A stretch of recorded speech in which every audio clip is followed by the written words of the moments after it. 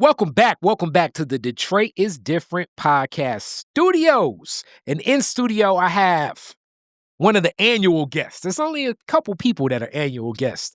You know, annual guests, we always talking some business.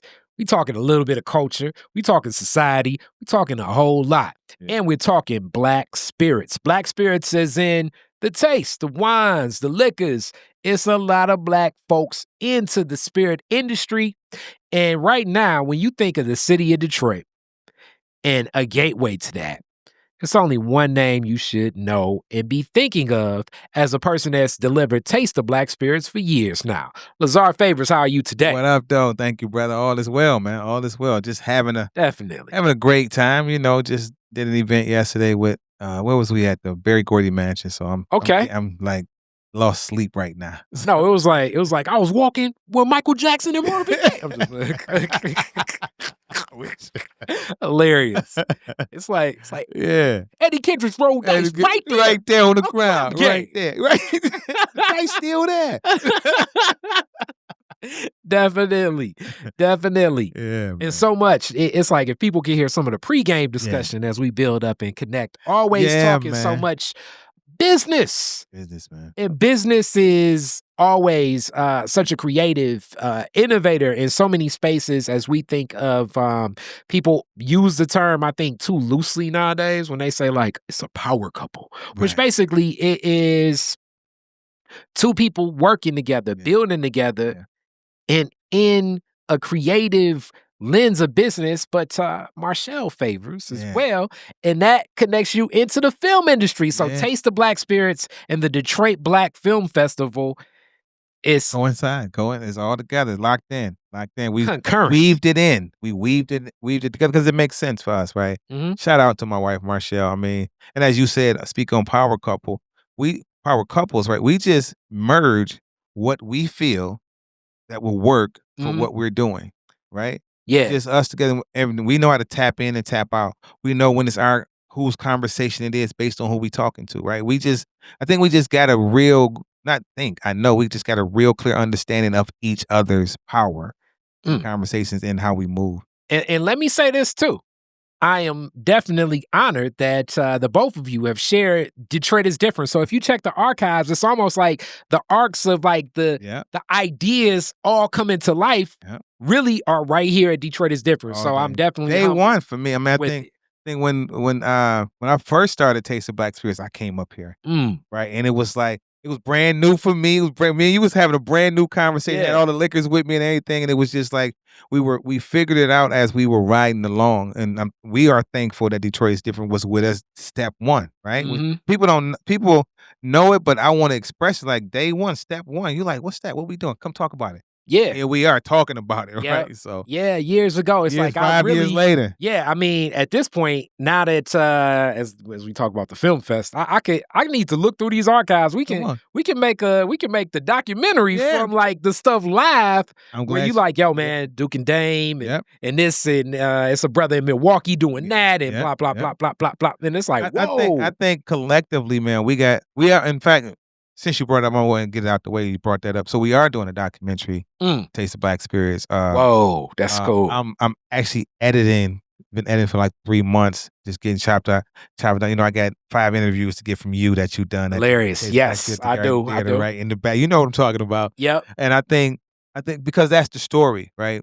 When I look back on how far we've come with Taste of Black Spirits and Black Spirits legacy, it's like that's an incredible story. Yeah. Not just for us, but for those who are involved, those who we interview, people like Alan Henderson, people like you mentioned Duke and Dame, Amani, Kevin John, Tiffany Capri, all those folks, and leading up to Vanessa Braxton's, Jackie Summers, all these folks, right, play a part in our growth in the city of Detroit because we brought that home.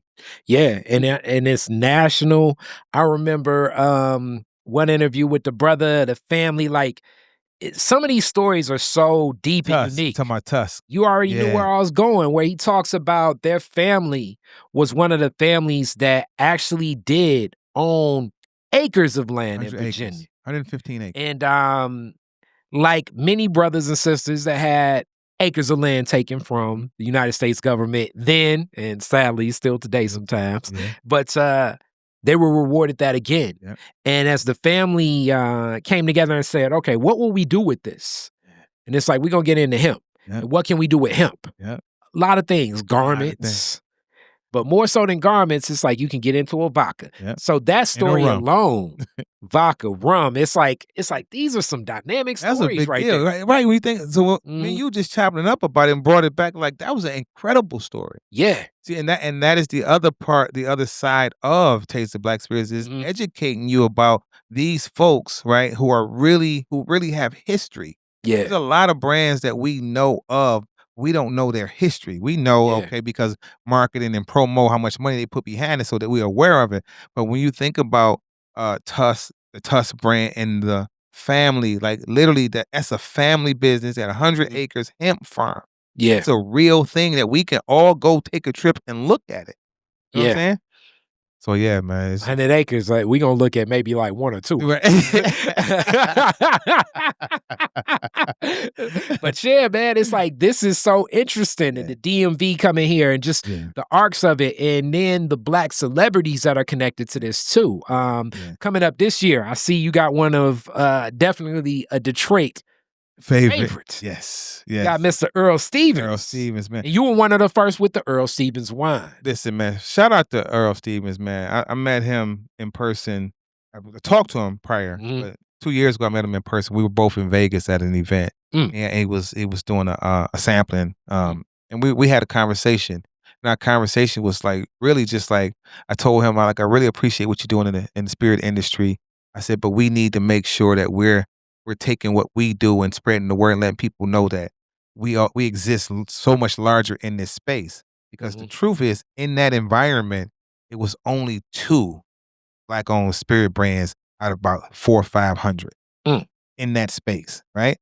And not saying that he was only invited because he's a celebrity, because he has great product. That's not the point. The point is we need to do more with us, so more of us know where we are and what we can do and what we can contribute to and what we can spend our money on.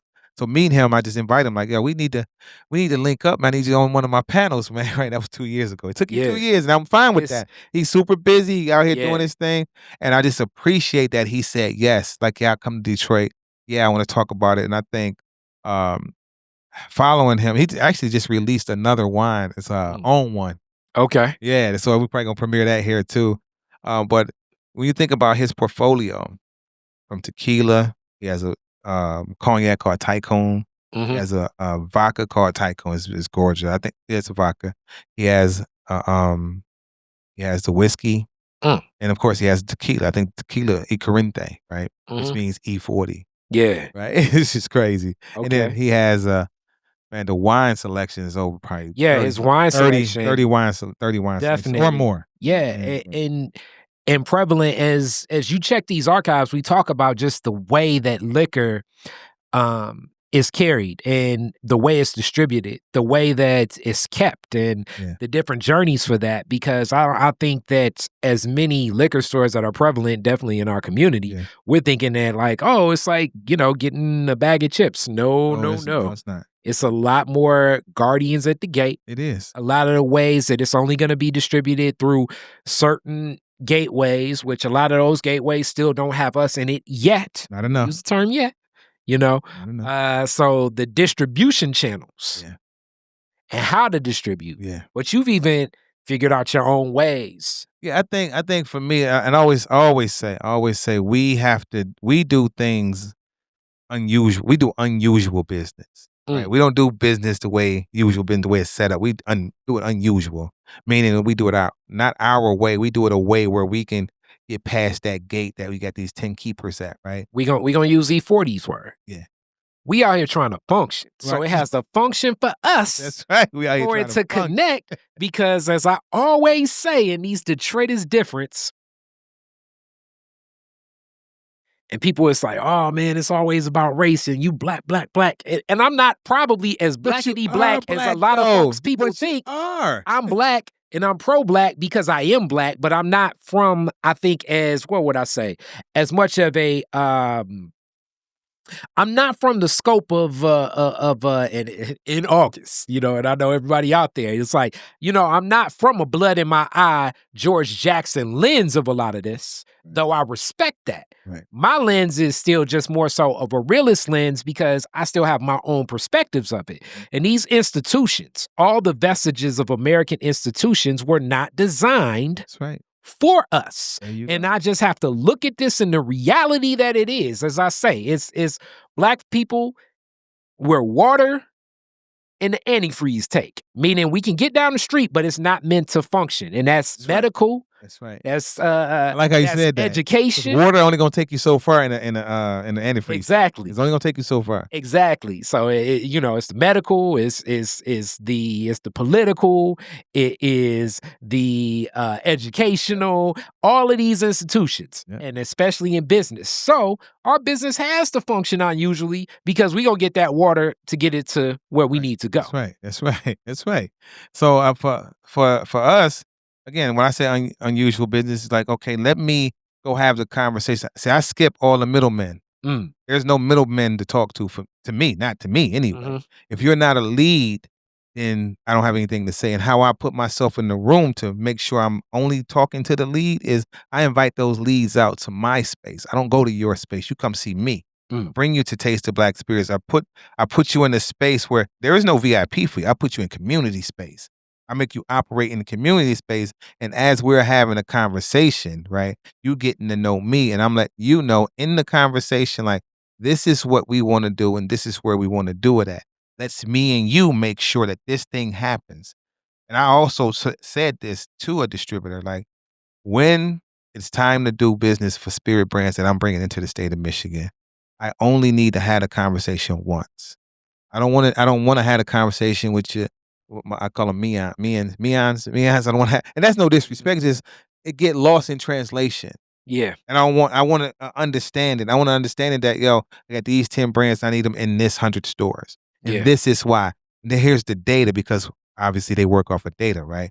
So here's the data on what these products can do in those markets because of where that market is and who occupies that market and who spend their money in your stores in that area. And also, when we think of the other arc of your skill set, your experience, and your passion that you've grown really for being a curator of uplifting parts of our culture in the space of business. This is what you do, whether it be the film or the liquor.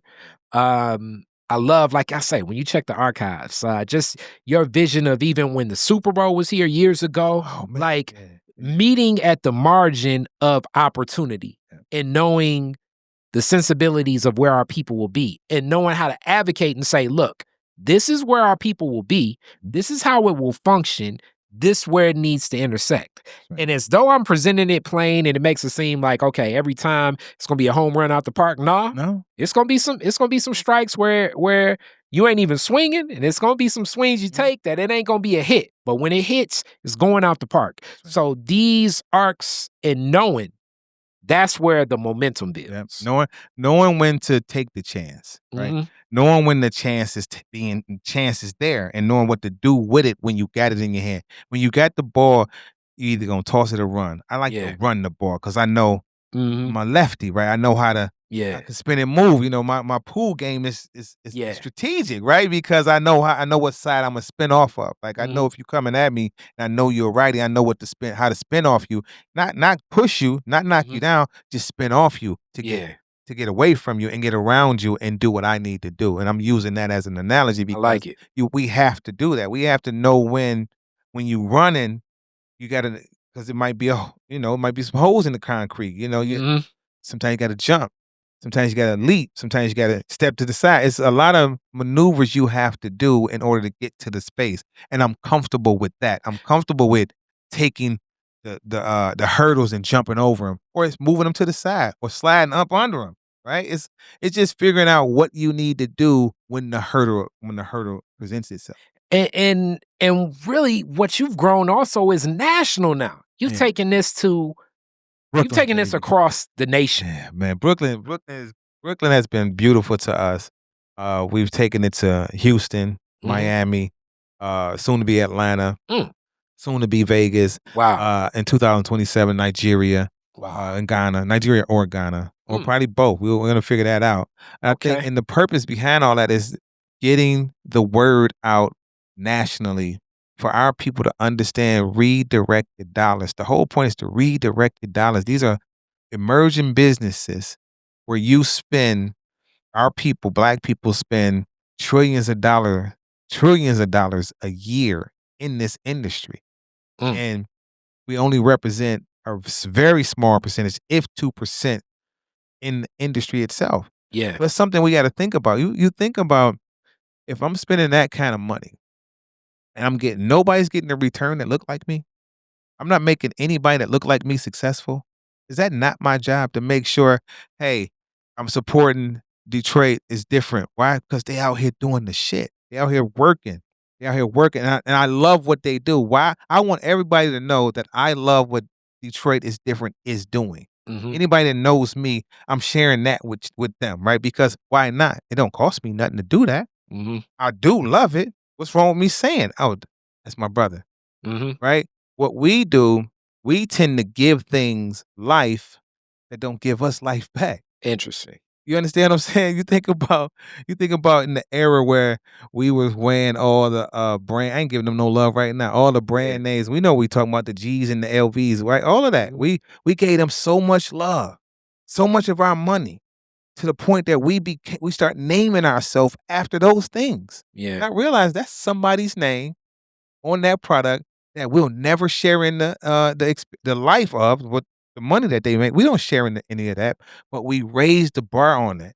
We give it so much attention from. I mean, I'm talking about all industries, from cars to film channels to liquor brands to clothes. We give those industries so much power over us, not realizing we have the buying power. And if we just pull that back, and we go reach out to an actively black who's doing great things with 100%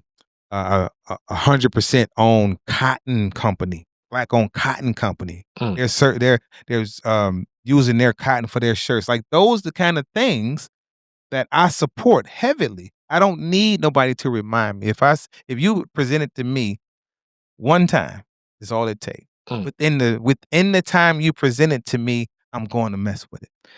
And it's interesting you raise that up. So shout out to Cheryl Ajmu, and what she's doing with the Detroit Football Classic. But we even talked about a little bit of our history in marketing.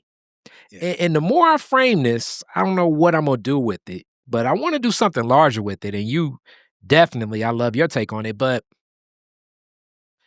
I always used to say, like, okay, you take Detroit from Michigan, then this is like Wyoming or Montana Mhm.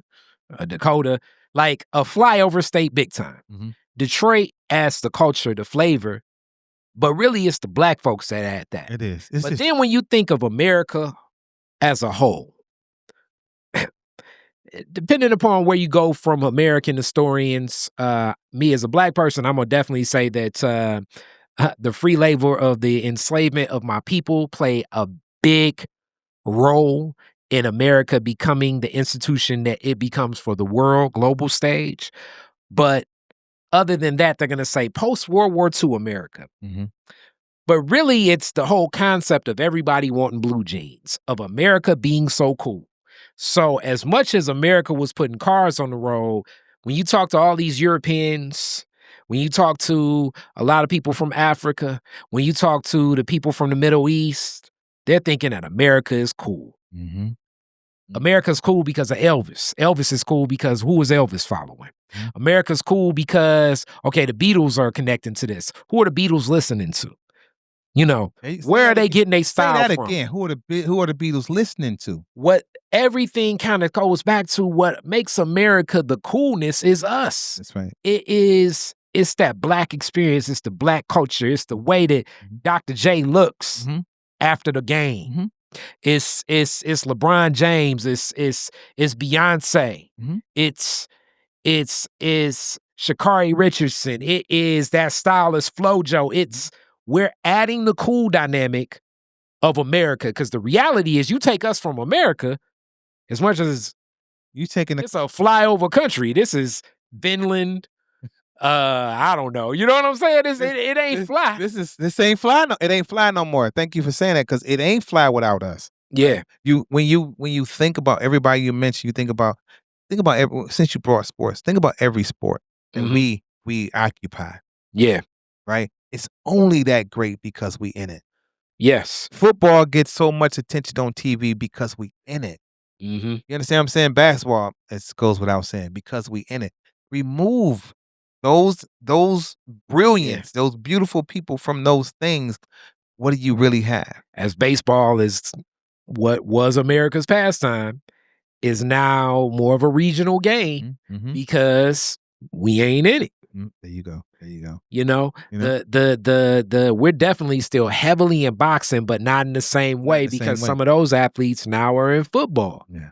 Yep. But like it's back to that same perspective. And then when you have that black heavyweight contender that's from Alabama, Deontay Wilder, that's doing his thing, boxing all of a sudden is a American discussion again. And it's a worldwide discussion as well. I mean, you even think about the commercials and everything that they use when they use black music, right? From the older generation to the new music. I was looking at a completely non-black commercial using what's his boy? Bartender. Yeah, T-Pain. T-Pain, right? I'm like, ain't that something? Yes. You know what I'm saying? Because without that song, that commercial ain't shit. That commercial's trash. And now we get into the spirit industry. Yeah. And right now, I don't know if people are very aware, but definitely like when you look at what's happening in alcohol and liquor sales, they're down per capita across the board. Across the world. And even to the point where I think like at one point in time, it's like, wow, for the first time in life, you know, Budweiser's losing the beer money. And I think a lot of people thought it was from that campaign. But nah, these numbers are dipping because a lot of younger people are not connecting to the spirit industry the same. They're not drinking like that. The audience that still is connecting often. Yeah. Yeah.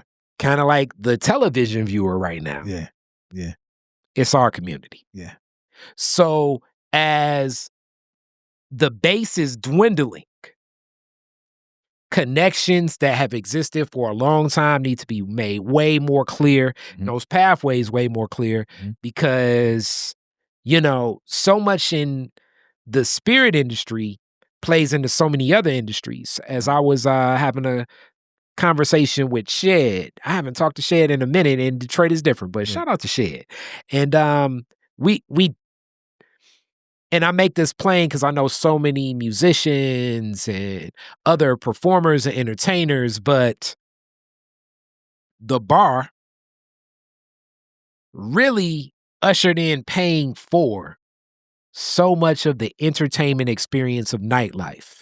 As the marijuana industry has become more prevalent, and there are even like weed bars in certain states like California, the way that business functions is so different. Even just like, you know, like the bar that doesn't even have the full stock. You can walk up the street and say, okay, let me go on and go to the liquor store, get this bottle of, I don't know, 1800 or Casamigos or whatever I'm gonna buy, and then come on back in and we gonna pour. That shots that you need from that fifth, even if somebody, you know, take a little bit to themselves, can keep things afloat. And it's having impacts on so many other industries because the restaurant industry, the nightlife, a lot of those stopgaps were made up from the thought process that, okay, we imagine the night we may turn over, I don't know, 200 heads. Of those 200 heads, we expect on average, everybody, you know, make up or make down or buy 2.5 drinks. So those 2.5 drinks, that's basically the $10 they pay to get in, plus an additional $25 per those 200 heads. So now we can pay the band this, we can pay security that, we can keep the lot paid, we can pay our staff, we can buy the food we need. And start over now, tomorrow. You got the 200 people in there, and you probably got like something like 1.5, if that, depending upon the place. If that.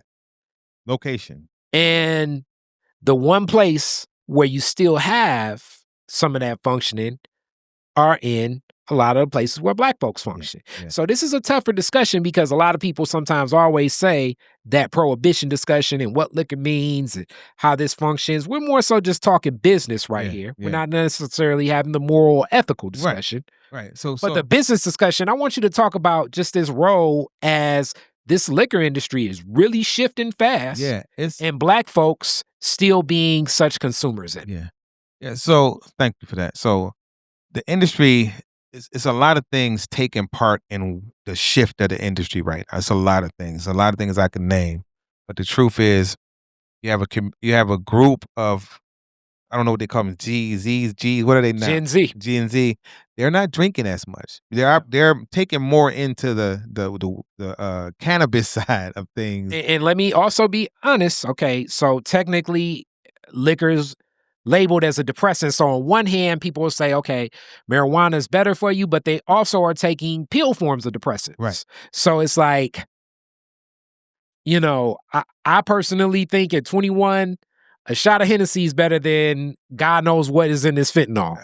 Thank you. Thank you. Thank you. Because you that's a combination of a bunch of stuff that you can't see or don't know. Not saying that any drink, any cognac, anything like that we don't know because it's Mhm. what I know is choose your own, right? Choose your own. I don't want to call it poison, but choose your own thing, right? The Mhm. own thing that makes you move or operate. Yeah.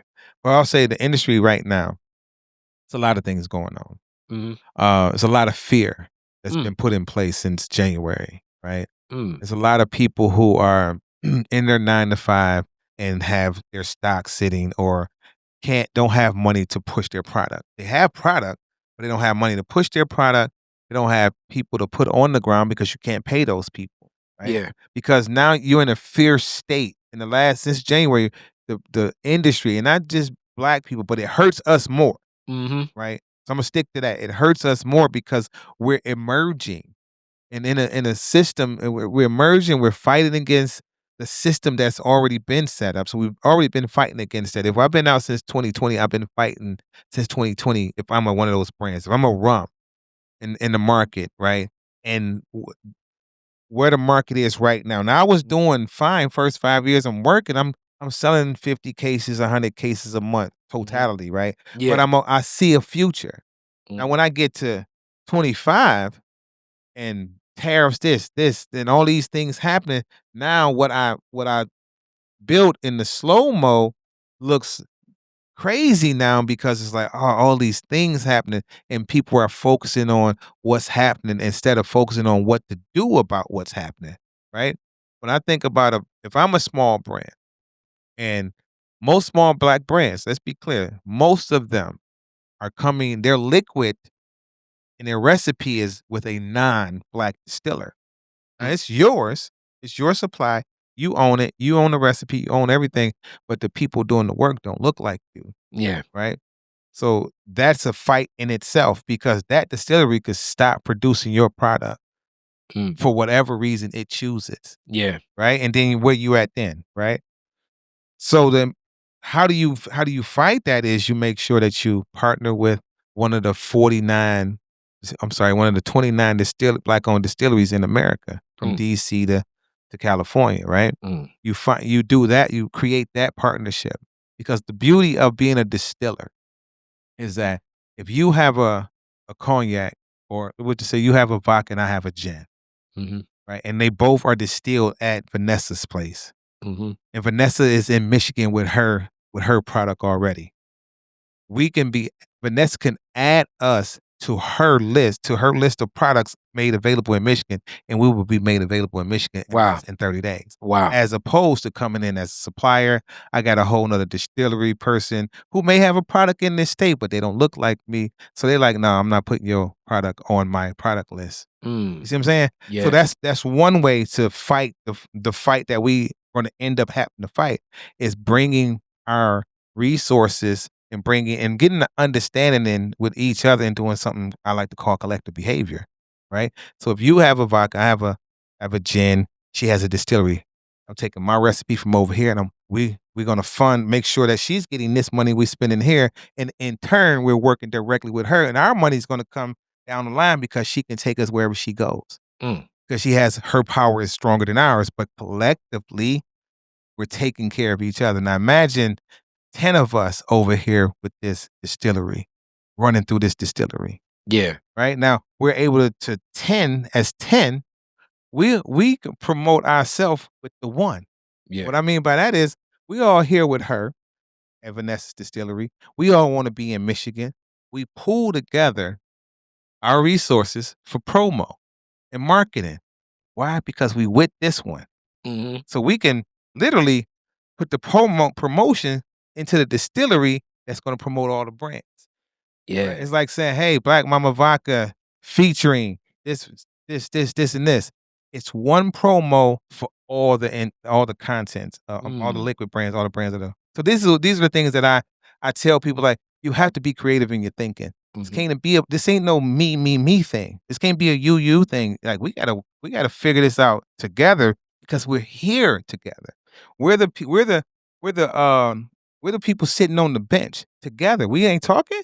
Yeah. You know what I'm saying? We all sitting on the bench. We need to talk to each other about it. We need to figure it out. And that's just one way to figure out what's going on in the business right now to survive. Because there are brands right now who's tapping out. Mm. It's tapping out because not because they can't. It's because they don't see a light. Yeah. They're not, and they're looking for it, but they may be looking in the wrong direction. Mm. And having that conversation with brands and getting them to understand, like, there's always a way. You just have to be willing to figure it out. The unusual business. It's unusual business. All right. So, Taste of Black Spirits this year, Taste of Black. along with E40. Yeah. What else is to come? Who are the businesses and brands that are tapping in? So we got New Dawn. She came last year for the first time. And we had our usual suspects, of course, Island John, Duke and Dame. We have Fresh. So we have another brand as Fresh Bourbon. They're out of Kentucky. Okay. They own a small distillery and tasting room in Kentucky. Wow. Sean, his name is Sean. Where at in Kentucky? Ooh, don't give me the In line. Kentucky. In Kentucky. In Kentucky. And we have some brands come out of California. We got my guy Hardy McQueen. He's coming from Cape Town, out of South Africa. Wow. He has a wine. He has a wine called Say Less. Mm. And he has these canned drinks they call good drinks. Mm.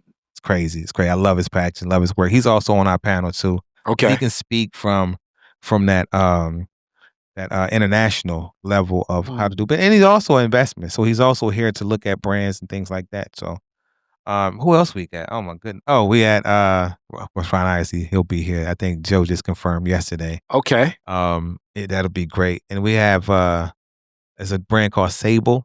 Mm. So it's a movie, and all the women love this movie. It's The Best Man. Mm. So those guys came together. They came together and they started a Sable bourbon. Okay. So they're tentatively, based on their schedule, they should be here also. Wow. And that's September 25th through September 26th and 27th. So the 26th with E40, we're at E40. My guy, liquor guy Dwayne, who's a award-winning liquor salesperson in the state of Michigan, Chicago, and Ohio, I believe. And so it's him. Myself, got Dre Clemens. Dre Clemens actually created the lemon bottle. I don't know if I told you this before. The lemon bottle. He designed that bottle 25 years ago. Ain't that something? Yeah. It's crazy. Shout out to CT. He went to Cash Tech with me. And he also was in Detroit. Detroit Most Wanted. I don't know if you knew that or not. I knew. This is what's so funny. I heard his story from actually someone else that does design, that he designed like a Snapple bottle or something too. Yeah. And I was like, man, I didn't even know that. Yeah. But yeah, and he was like, yeah, you know him because he was in Detroit's Most Wanted. I was like, oh, okay. Yeah. And he designed like a coffee, what's some things called? A coffee machine, like the okay. Thing. Oh man, boy. Like a Keurig or something. Like one of those things. Yeah, that's something. Little coffee cups like that. Yeah, he did one of them too. Okay. Boy, brilliant, right? So again, we brought him in on the liquid panel so he can, because he creates, he designs, and again, sometimes brands need to redesign their product bottles so it'll look fresher and better on the shelf, right? You understand that? We had Cavi Lennon. She's out of she used to work with Meyer, so she understands. She's doing a whole workshop in the daytime about how to get your product on the shelf and keep it moving on the shelf, and how to secure major retail stores and things like that, which is a great thing because she's fully knowledgeable of that whole thing. Then we got Ursula Dunn, who she's like a guru in the spirit industry. She worked, her talents come from working, with Mm, Diageo, and, you know, she's like on a global scale working with okay. them, like, and she's phenomenal.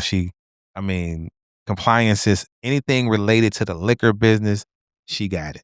Okay. Yeah, right? So all those folks, people like that come because we wanna educate you, right? We want you to know what you need to do and how you can survive in it. Like, it's really the survival. Like, for me, it's like it's a I don't wanna call it a red alert, but it's like, one of those things that we really have to discuss. And if you are in the spirit industry, you need to come to Taste of Black Spirits Detroit September 26th and 27th so you can really get an understanding on what we can do next and how we can come together to do it.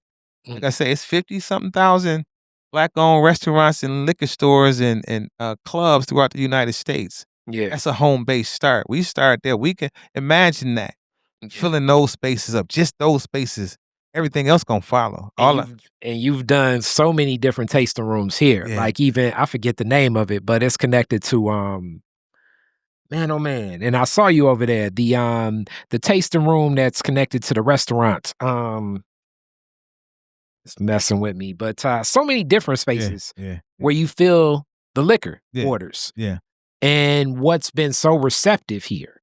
Um what has it been like navigating these different brands? Is it just the trust in what you're bringing? Like, how are you I come, moving with it? as you know, I come from the music business, right? So every brand is like an artist.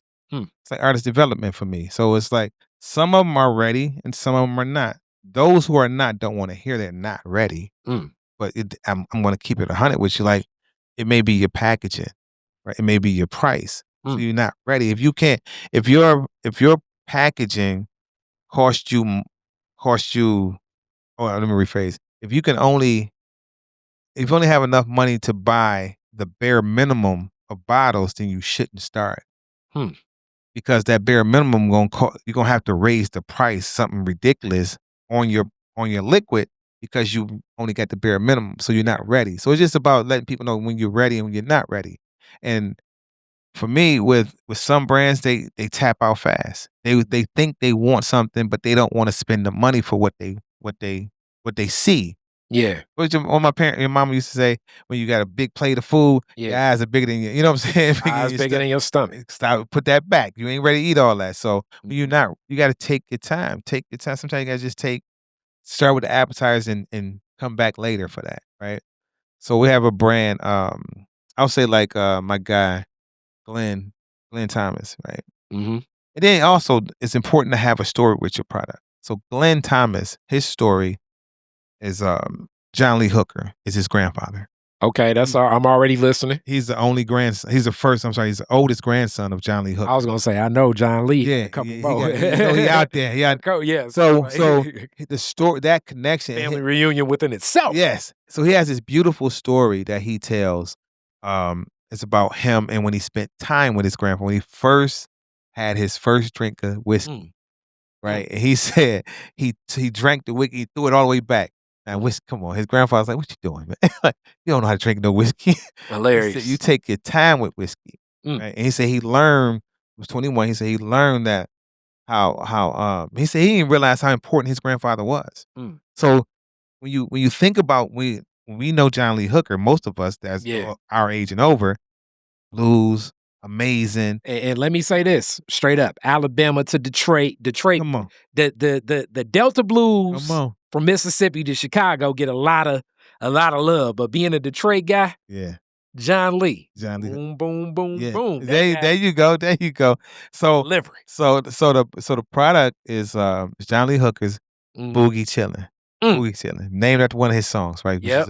which is a dope song in itself. Yes, it is. And when we put those things when you put that story together, and you put that storyteller together with it, and then you add a glass over the rocks or neat with that, Mhm. now you have an experience. Yeah. Right, so our job is to create those experiences, and that's what we do. We actually with him, so he'll be here also. Mm. But we're kicking off Taste of Black Spirits literally on the 24th in Paradise Valley, I love it. right? So with that product, specifically Okay. with that product only in Paradise I Valley. love it. Yeah, that's But that's a hook and that's a hell of a story. it's a hell of a story. That makes you wanna connect. You can't just tell me you started a brand Mhm. because, you know, I wanted to attract the girls. You know what I'm saying? Like, that ain't the Yeah, move, man. It's gotta mean something. If it means something to you, then it means something to the consumer. The consumer will participate in buying it all the time, I'm with it. right? So Alright, so how do people connect? mm. So Taste of Black Spirits, we have our own website, tasteofblackspirits.com. Mhm. We are all over social media, Mm. IG, Facebook, fan base. And for those who don't know what fan base is a black owned uh, platform started by Isaac Hayes III. Okay. I messed with it. I invested in it. Mm. We there. If you ain't seen it yet, get to it. Get on it. Because we actually streaming live on fan base. Taste of Black Spirits. That's dope. Yeah. So Taste of Black Spirits happens September 26th and 27th. The Mhm. 26th is at the Charles H. Wright. From I think we start at 11 to 4, and we're at the Doubletree Hotel on that Friday. I'm sorry, on that Saturday, from 6 to The 11. 27th, okay. 27, right? And don't forget, Detroit Black Film Festival embodies both of those days. Starting on the 25th, we starting at Charles H. Wright, and then we at the Love Building, and we at Mm. the Marlene Bowl Theater. And we're all over the city. I like to call it the Fantastic Fall. Okay, and also, that day, the 26th, Yes, we come on. filming A Dead Old, and I wanna say that may be the last one before Taste of Black Spirits kicks off. It is. So, I'm definitely gonna be in full effect, and we gonna talk offline Yeah. about something else and some of this stuff connecting. Yeah, yeah. And in this, so much of where you see this coming together and always finding the opportunity, because 'cause you're one that sees creativity in those opportunities. Um, let's let's profess a little bit here. And what opportunities do you think present themselves now as a lot of people are backing out? Because, I believe in the Eastern philosophy. Mhm. In crisis, there is opportunity. It's just based on how you see it. Right. What opportunities do you think present themselves now in the spirits industry as so many people are moving with fears and kind of backing away and kind of It's upsetness? kind of what I said. If you ain't built for it, you should have never started. Mm, Because you know that in the beginning. mhm, You know if you're a quitter. You know if you're a person who procrastinates. You know all that stuff about yourself, mm. right? That's in business and in personal life. Yeah. You know if you late every day, you know you're gonna be late somewhere, right? It's just what it is. Because if instead of being a person who's like, I got to do it, I'm gonna do it. Take your time and make sure it's what you want to do, right? So there are some opportunities within what a crisis looks like. It looks like a crisis, but there are opportunities there. It's just now you need to figure out what that is. You need to figure out what is the opportunity for you. There's a brand, for instance, Loyalty Wines. Mm, I'm basically was their liaison here in Michigan, and we had a conversation. I'm like, well, let's strengthen the partnership. Let's make it this instead of that, and then I'll take that weight off of you, right? Jay Prince and his team, they agree. They're like, oh, we like that. Nobody has ever approached us like that because I understand that people, oh man, it ain't making the money. It's not doing this. At the moment, it's not, right? At the moment, it's not because now let's review. What have we done? What haven't we done? What did we do wrong? Who didn't we touch? What didn't we respond to? So let's focus on that. Let's focus on there because there's reasons why it ain't got nothing to do with the market is plundering and this is happening in the market because there's success in the market still. mhm. We have to figure out what to do about it. Now that we have identified what we should have done or didn't do, now let's create something to do something about it. It's really for me, it's really a no-brainer because that's my space. My space is creating things even when it looks like you can't create anything.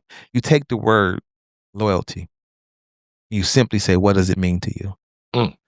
You're going to get people saying different things constantly all the time because it means something different to everybody based on family, friendship, work, who you talking to, girlfriend, boyfriend, husband, wife. It's a different version. Mhm. It's a different answer every time that question is asked. The loyalty. Mm. What does it mean to you? That's what the product stands by, because that's what Jay Prince stand by, his loyalty to his friends, his family, to what he's done in the industry. So you just take that and you utilize that, but you have to utilize something like that every single day. You can't start something and let it die. Mm. McDonald's ain't starting, let it die. Mhm. We loving it. We've been using that the last 22 years. Mhm. You see what I'm saying? And is it not working? Mhm. All they did was change the music behind it, or change the voice behind it. It still moves the burgers. So Mm. you find something even in what you consider a crisis to move it forward. If you pull it off the shelf or pull it backwards, you did that. That's a decision you made. Now, if you decide to push it forward, and I don't mean, okay, you may not have the 150,000 a month to push that forward, but you might have 1,500. You take that 1,500 and, as your grandma used to say, you make that stretch 1,500 for your grandmother, that stretch for about almost a year. Mm. For your grandmother, because she know how to move, she know how to stretch money. Literally shout out to stretch money. You know what I'm Love saying? stretch. She love Yes. stretch. She know how to stretch money. Mhm. So you gotta learn how to stretch money, Mhm. right? And not waste. Like, okay, if I got 100 cases left in the warehouse, let me holler at my top 10 stores. My top 10 stores I got in the market. Pick up 10 cases each, Imma come run it up. Meaning Imma send everybody that's in my 50,000 email list to them stores. You know, I'm gonna give them I got wristbands in the closet that say Detroit every day. Imma get them that with that bottle. Apply the pressure. Don't run from it.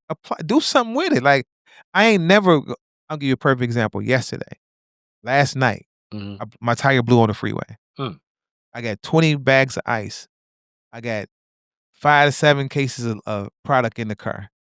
I got everything for the event that I'm headed to that starts in 40 minutes. I said, my tire blew on the freeway. That ain't something that you can just, "Er," and it's fixed. Nah. I made 2 phone calls. My sauce guy, Larry, my nephew, Sean. Sean got there in 7 minutes. Larry got there in 9. Mhm. Sean cleared the truck out, took everything to the event. Larry kept on proceeding to the event, set the event up. Now, none of them pour liquor. None of them know how to do that part that I do, right? But they set the tone for me. All I had to do is get there and what? Take the mic. There you You go. understand what I'm saying? Like, you gotta be creative, and if I wasn't thinking like that, if I was only in worry mode, like, "Oh my god, I got a flat tire, I'm on the freeway, oh," if I thought that way, I'd have missed everything, and I'd have had 300 upset people. Mhm. But because my thinking is solution based, it's just like this, Mm. right? And that don't come overnight. This is who I am. And because now watch this. Had my relationships with those individuals been not what it was, would they have shown up? Mm. You see what I'm saying? It's about your relationship. Activate your relationships because they're ready.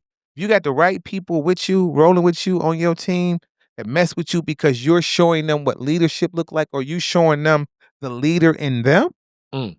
because they made those decisions to lead. They made those decisions to make sure it was set up when I got there. I didn't have to tell them that. Yeah. They got there, they did it. When I got in there, it's just like I went straight to the stage, grabbed the mic, 1, 2, 1, 2. You There see you what I'm saying? So those are the things that I look at when I talk to brands because I get a lot of worry calls and I have Yeah, I to can break them imagine. down. I had a lot of worry calls. Yeah. Man, what I'm gonna do? What I'm gonna do? I mean, I got a brand that's talking about, man, I might have to sell. No, wait a minute, slow down, Mhm. slow down. Let's read this. That you okay? You broke it down for yourself, but you ain't talked to me about it. Yeah. See, I don't think the way you think, meaning I don't worry about it. I'm walking with a solution. Like, it just show it to me, and I then like it. let's see it.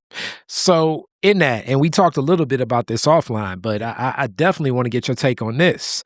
One of the largest liquor brands to enter this industry that most people even know. I mean, it's become a liquor you can buy in most restaurants across the nation. Yeah. I would say.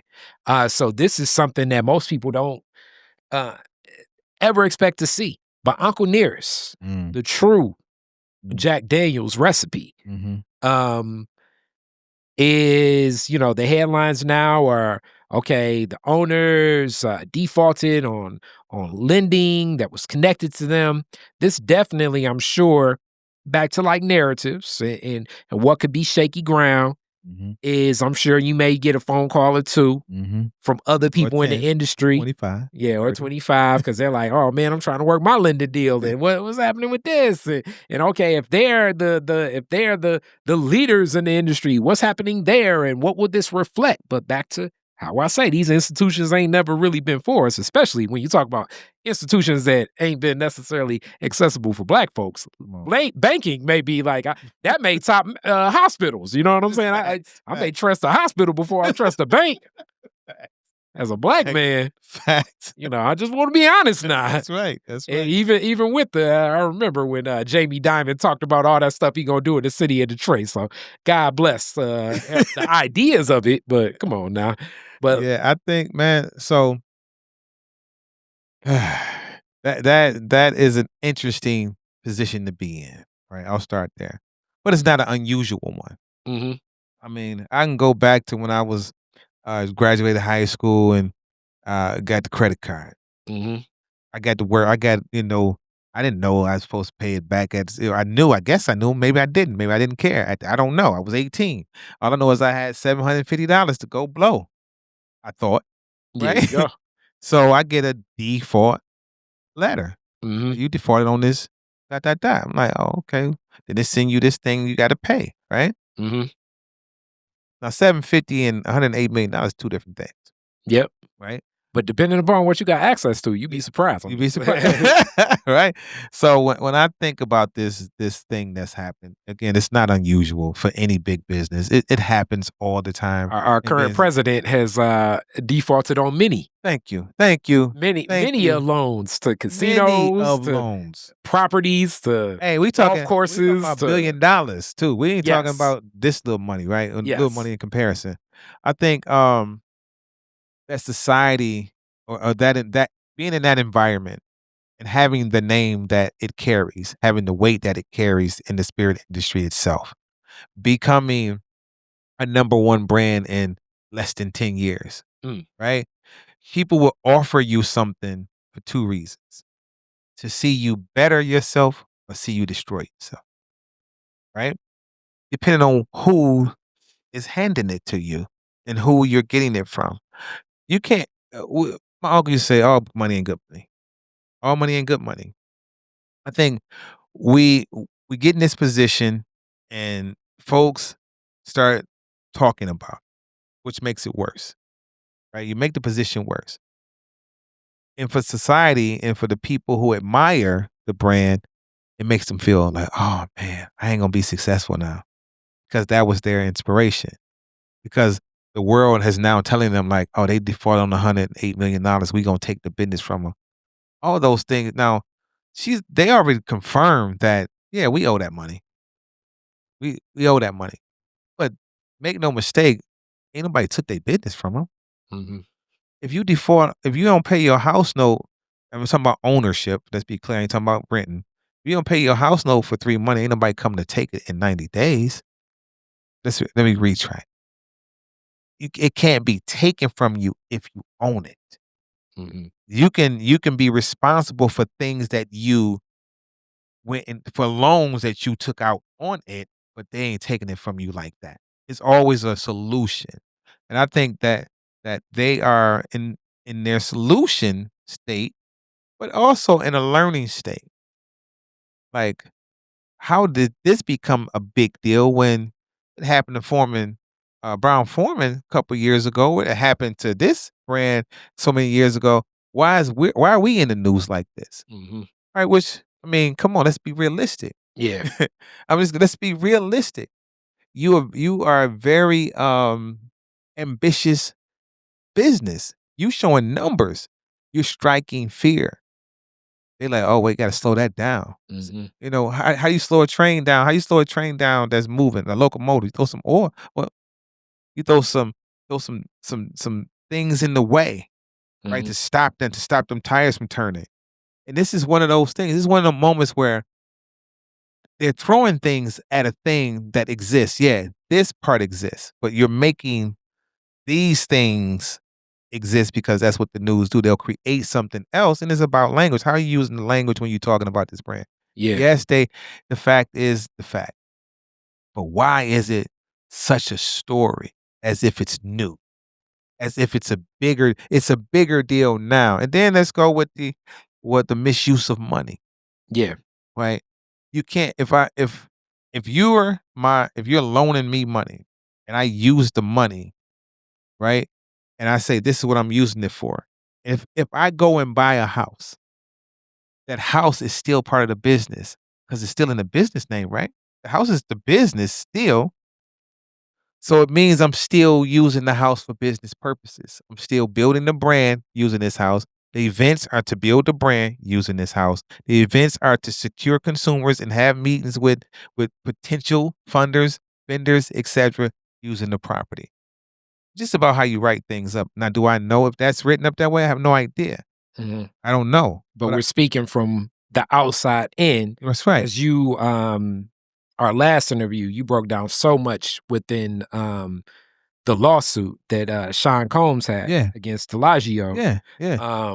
and what that was at that time. Yeah. Now look at now widescreen. Open your screen up and look at like who are they attacking the most right now Mhm. in every sector, every business. Mhm. Who they attacking? I mean, let's go back to even when Ryan Coogler dropped Sinners. They attacked him for what? Yeah. Because you know why they attacked him? Because he took a genre of film that they were catalysts in, and he took it with one film. Mhm. He took it with one film. Mhm. And they, oh, I ain't having that. Yeah. Let's say his film, try to say, break it all the way down and say it ain't nothing. You can't stop it. You couldn't stop his film from being exactly what it is, the best film in horror, period. The writing, the whole thing.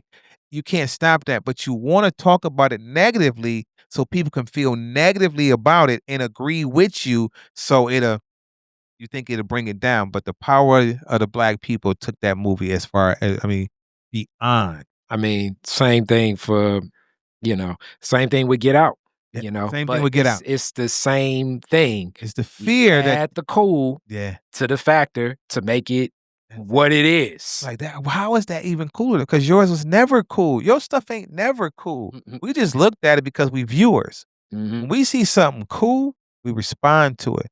Mhm. You and nearest cool, we respond to it, Yeah. right?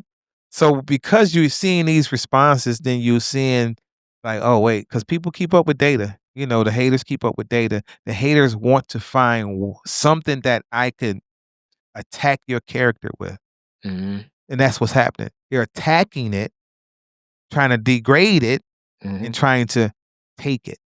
I'm with it. You see what I'm saying? Yeah, I definitely see your arc, and I love the way that you just broke it down, unpacked it, and went in depth about something that's definitely one of those business topics. Yeah, man. Why these annuals are so rich, and I look forward to what's going to happen next Yeah, man. of it. But everybody should be there. I'm gonna be there in full effect that Friday, Yeah. September 26th. But it's a whole experience. Yeah, That and whole be week. sure he ain't tapping it like I'm about to tap it. There you go. Check out the film. You can say the film.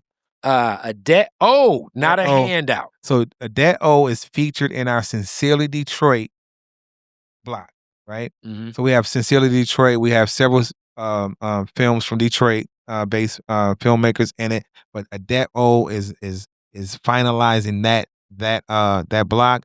Don't miss it. It's on Saturday. Mhm. Saturday afternoon between I think it's his film starts at I want to say 2:45 or 3 o'clock. Mhm. Don't miss it. Come out, enjoy it. We'll have a talk back with him. Get to know the history behind the movie. And he's a first Mhm. time filmmaker, Yeah, right? I know.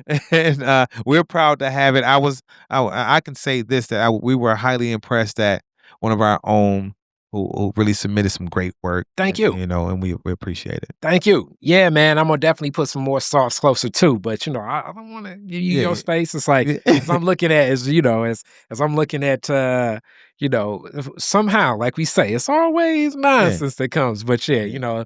the clip of years ago, Spike Lee speaking about Deion Sanders as ESPN is not accepted his Colin Kaepernick piece, and we Yeah. definitely know everything said against Deion Yeah. Sanders. But Yeah. just Yeah. stirring up Yeah, stuff from like what 25, 26 years ago just to get black man versus black man. Well, yeah. you gotta You watch that. you have to pay, but it's necessary Mm, because let's go back to it's a film, and but which is not just a film because it actually happened.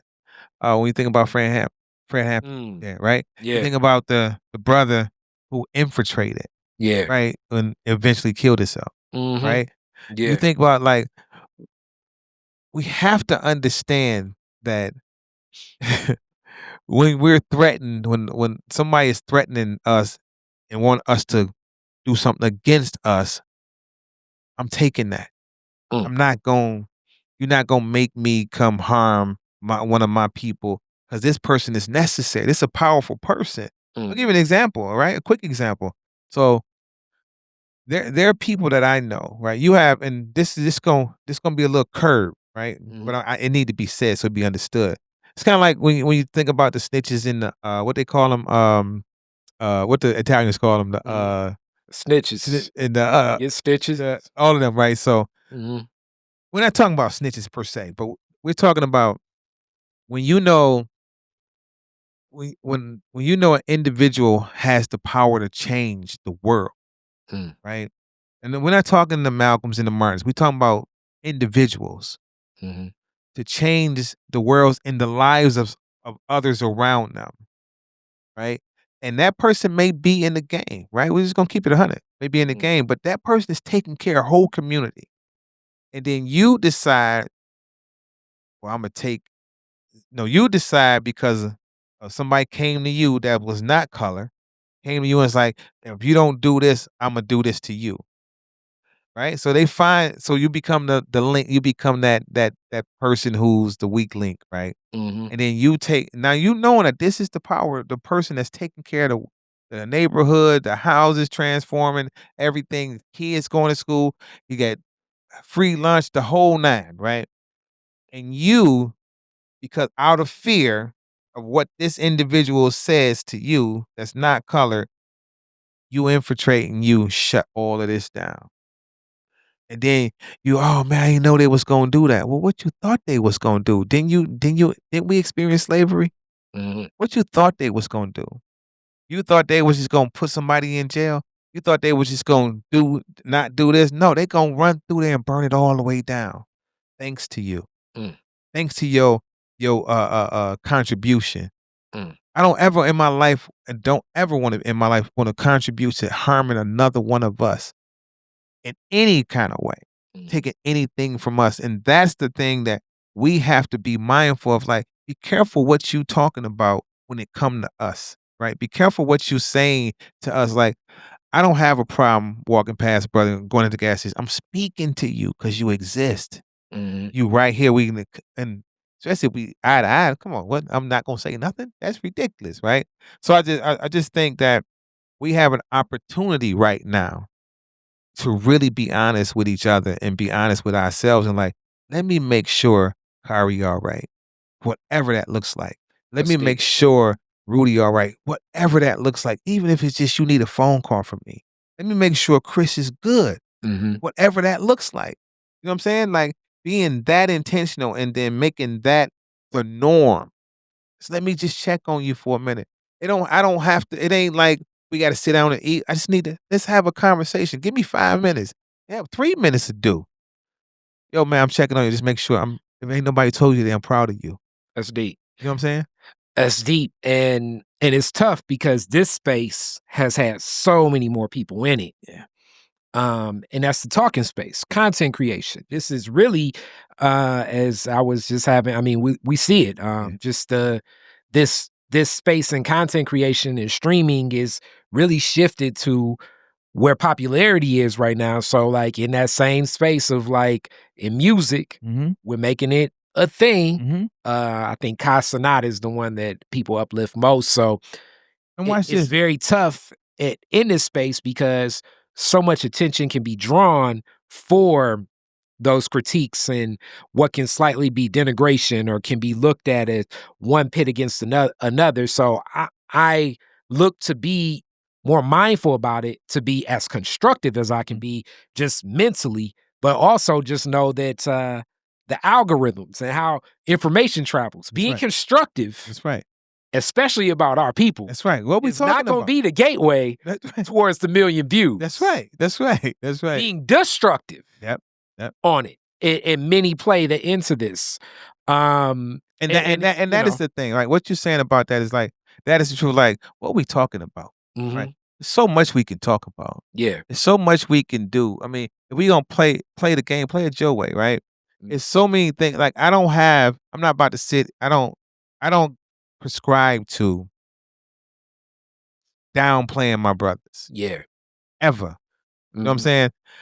saying? If you in the wrong somewhere, I ain't got nothing to say about it to nobody because you just in the wrong. Me sharing that with somebody don't help you. It don't change you. It don't do nothing for me, Mhm. right? I think I'm glad you brought that up. So in the space of content, Mhm. right? Algorithm and all these things that they create to generate, even in the rap music, it's like, Yeah, yeah, very much so. I need you to be twerking. I need you to be doing this to make money. And it makes you think that you can't do nothing else. Like nothing else will work because we done saturated with the nonsense. We done saturated with the gaga talk. I call it gaga talk is when you rapping and I can't understand shit you saying, right? Mm. When you rapping and you high off the syrup or whatever it is. And then it's that part. Mhm. Like all we talking about is drugs and girls and drugs and girls and girls on girls. That does something to the psyche when you got young people growing up or even older generation growing up into that type of culture. It's like Mhm. entertainment is entertainment. If you take too much entertainment, you will become the entertainer, right? No different than donuts. I used to love the donut shop on Woodward. Mhm. I used to give it dozen donuts every other day. Mm. Now, what's the result of that? Well, you definitely not gonna be running no marathon, my brother. Yes, You know what I'm sir. saying? So Yeah. so it's one thing to play in something or to do something, but moderate, Mhm. right? If you got a comment or an opinion on something, make sure you have some validation to it. Mm. I used to say all the time, I have no first of all, one thing I don't have is opinion. I don't have an opinion of another man's opinion of himself. Mm. If that man say he the greatest, then so be it. Yeah. If that man say I'm the coldest in the game, so be it. If that man say I got the best car, that's what he say he's supposed to feel like that about him. Yeah. Now for me to say you ain't, it ain't for me to say Mm. because it don't matter to me and it shouldn't because that's that man's opinion and I need his opinion to be strong for himself. Mm. I need him to think that way. He need him to think that way. Yeah. He don't need my thoughts behind it. It's interesting you even touch on that, especially, like, getting near the end, it's like, boy, Yeah. we getting the different layers. Yeah, we go to layers. But, I'm tapping in back into more of my mirror work. Yeah. Mirror work is, speaking to yourself directly in the mirror. That's right. As you know, I have my meditation, I have my prayer, but that mirror work I haven't really been tapped into as much, but just shake some ups and downs, like grabbing that confidence back Mhm. and recognizing more and more that creativity and that bond between creativity and the creator, Mhm. and what we do constructively. And in that mirror work, so much of us, and I'm speaking through me, but others that I've seen in this space when I speak of it, can have such a defeatist attitude, Yeah. as our society is definitely not constructed to uplift the role we play in society. Like, you're amazing. Man. Black man, black woman, you're amazing. Yes. But society will paint these images Mhm. in certain arcs Mhm. to be in this space that's more destructive than constructive, That's right. because the society of this and their institutions function more so from that space. Mhm. The way I always say it is this: even in their science fiction movies, they see aliens coming to Earth and they think they got to be coming here to be extractive, destructive, or oppressive. That's right.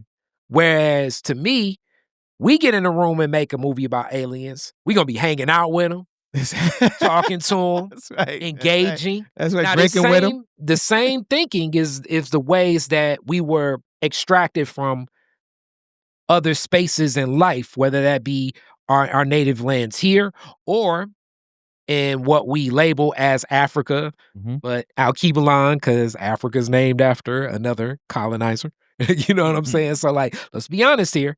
So like even the way we see the lens of the world and between can being constructive or destructive. Do we need to protect Right. being afraid of what could happen versus the possibility of coming together? And making something happen. And that's where I believe we function best. So if we're in that plane, Yeah. I believe we're functioning in our natural rhythm, in our natural spirit. Yeah. But it's the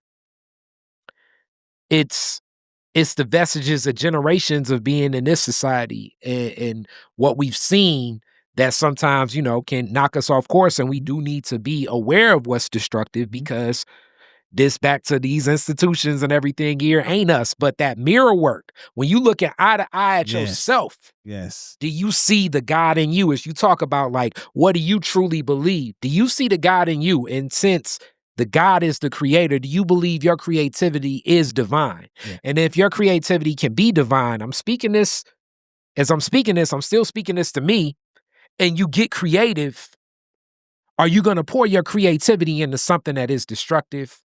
Or is it going to be destructive? Because if that is a gift through the Mhm. creator, if it is in divine spirits, Mhm. how will that function? And Right. talking about spirits too. Right. Right. So for me, I'm every day this like I live in that space you're talking about. The And that mirror work. the mirror work is Mm. every day. Like I before I go to sleep, when I feel myself dozing off at the end of the night, you're the greatest. The Mm. last thing I say to myself before I'm slumbering is Mm. you're the greatest, right? And I live in that convincingly throughout the day. Even when I wear my shirt, usually this is a different shirt today, but usually it's either Monday I'm fantastic. I'm sorry, Monday I'm magnificent, right? Mm. Tuesday I'm terrific. Wednesday I'm wonderful. Thursday I'm triumphant, right? Friday I'm fantastic. Like this is an ongoing. When I'm messaging people on those days, they're getting that. They're getting that, whomever it is, because I'm sharing that with you, but I'm also reflecting it to myself in the mirror, right? It's the mirror work. The mirror work is all day. Yeah. It don't stop. It starts with you, and then you go share whatever you feel about yourself. You make sure you share that with somebody else so they can feel that about themselves, not about you, about themselves, right? Mm. About themselves. My meditation is it's all night. Mm. I pull over throughout the day, depending on how long my day is. I meditate. Mm. So I put on something to relax me. One of my favorite joints is, and it's gonna be crazy, is that it's Summer Madness, Mm. the 11-minute version. Mm.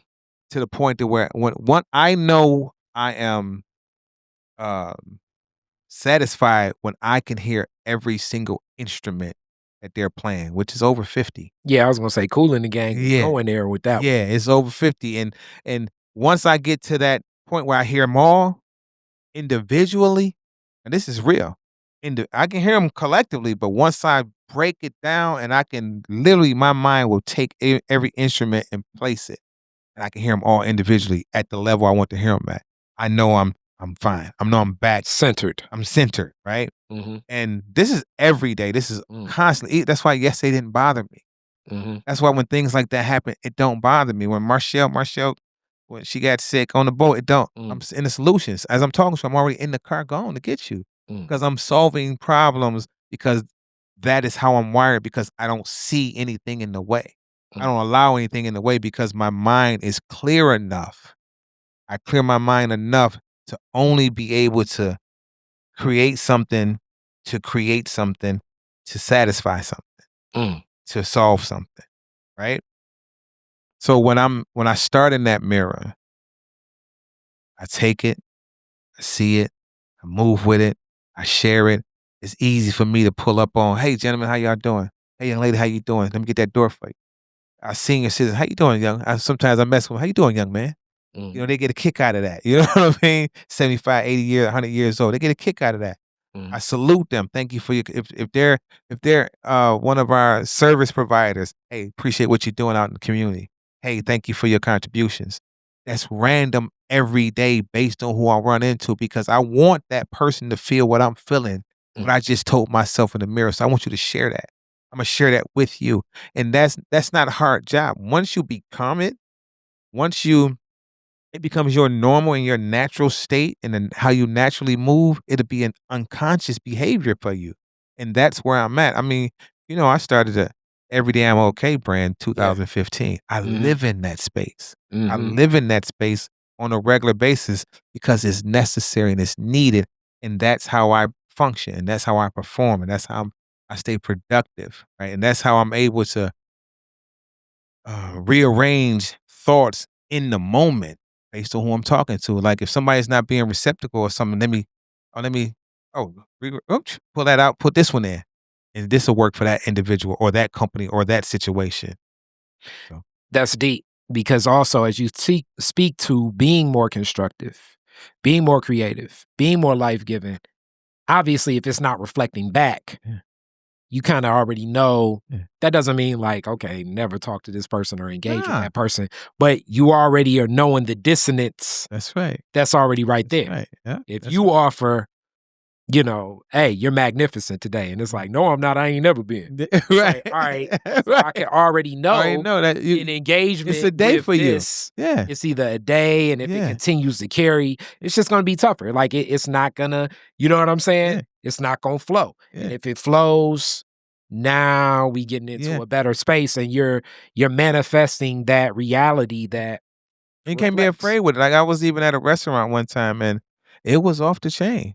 It Mhm, was one of them we get smoothies from, right? mhm. And the young lady behind the counter, it was her. It was 3 people that didn't come to work. It was her and 2 other people, and you got orders Line. coming in. Yeah. You got a whole line, and everybody's impatient Mhm. because these are regular customers who don't recognize that, and don't some probably didn't even care that. So what y'all short? Things will function different. Right? It function different. Mm, So when she gets to me, I just take her by the hand like, "You got it. You always got it.